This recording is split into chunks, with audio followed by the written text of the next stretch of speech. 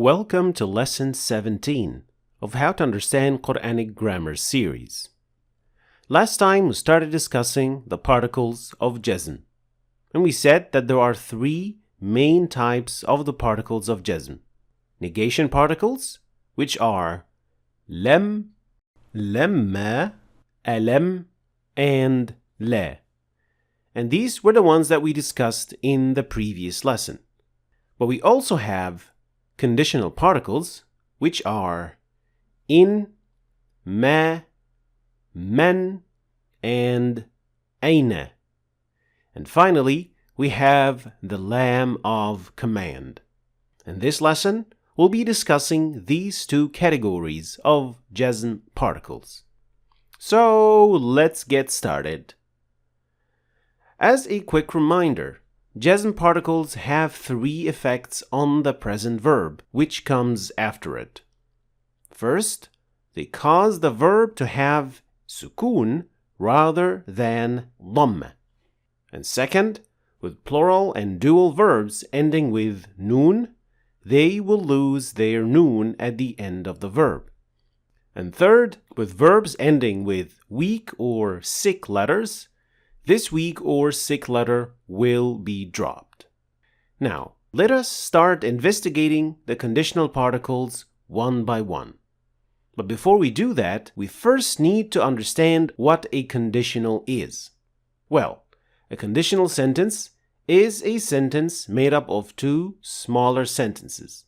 The first sentence is called the condition, or in Arabic we call it ajer. And the second part is the result, or what we call jawab ajer. Much like when we say, if you heat ice, it melts. So the first part of the sentence is ajer. This is the condition that you put. And the result or the consequence of the first part of the sentence is jawab ajer, which it is that it melts.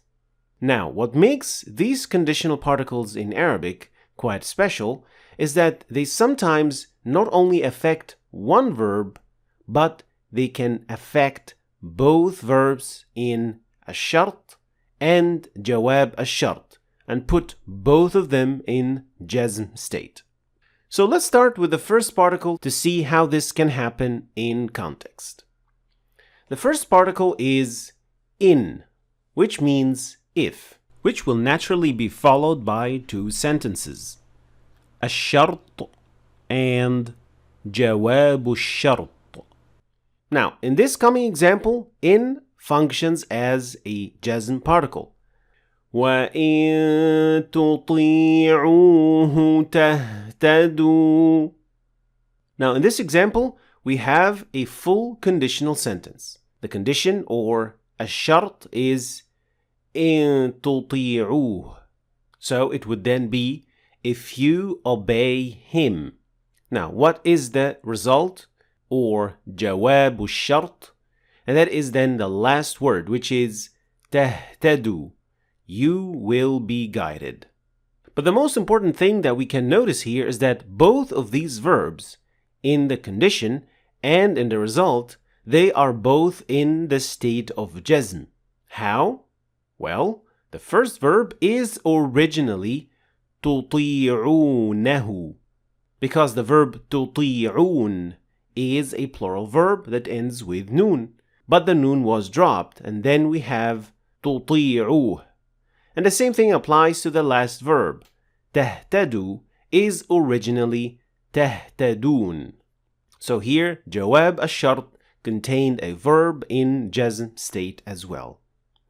But sometimes jawab ash-shart, or the result, does not contain any verb. Therefore, there won't be any jazm in that second part of the sentence, like in this example. إِن تَكْفُرُوا فَإِنَّ اللَّهَ غَنِيٌّ عَنكُمْ. In this example, in is also used with the meaning of if, but the second sentence or jawab ash-shart does not contain a present verb to be in the state of jazm. Moving on to the next particle, which is ma. Ma means whatever as a conditional particle. And it also affects the verb with jazm. And its effects may also extend to the second sentence as we explained in the previous example, like what we see in this coming ayah.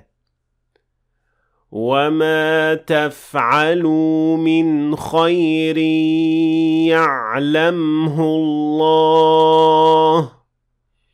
So here, ash-shart, or the first sentence here, contains تَفْعَلُوا without the noon because the original form of the verb here, تَفْعَلُونَ, but it was removed because it is in jazm state. The second part of the sentence, يَعْلَمْهُ اللَّهُ, the verb يَعْلَم is in jazm state because the meme, which is the last letter of the verb, has sukoon on top of it.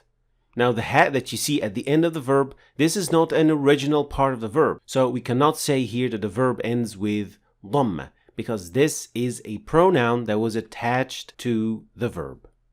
And much like the previous particle, in certain cases, the second sentence, jawab al-shart, does not contain a verb to have jazm. وَمَا تُنْفِقُوا مِنْ شَيْءٍ فَإِنَّ اللَّهَ بِهِ عَلِيمٌ.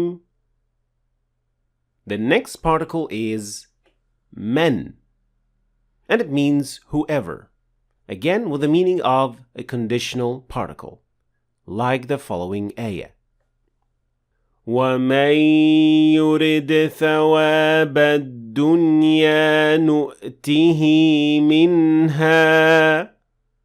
In this example, we have a verb in the jazm state which is yurid because it ends with sukoon. And the second verb in the second part of the sentence, jawab al-shart, is nu'tihi, and it is in jazm state because the last letter, which is a sikh letter, was removed from the verb because the original verb is actually nu'ti with a ya at the end of the verb. And the last conditional particle is Aina, which means wherever. And in order for Aina to function as a conditional particle, it has to be followed by ma, which will usually be attached to it, like what we see in this example. أينما تكونوا يدرككم الموت. So here the first part of the sentence contains the verb takunu in jazm state, and the second part also contains a verb in jazm state which is yudrikkum. The first kaf is the last letter of the verb which is yudrik, and it has sukoon because it is in jazm state.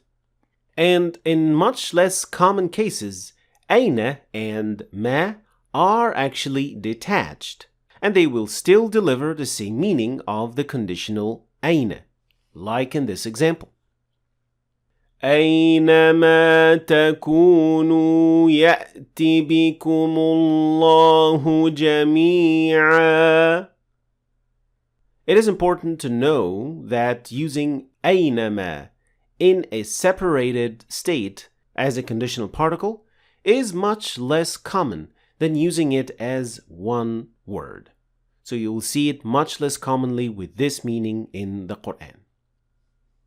Finally, is the lam of command. And if you followed this series regularly, you will directly realize that li is used as other types of particles with different meanings.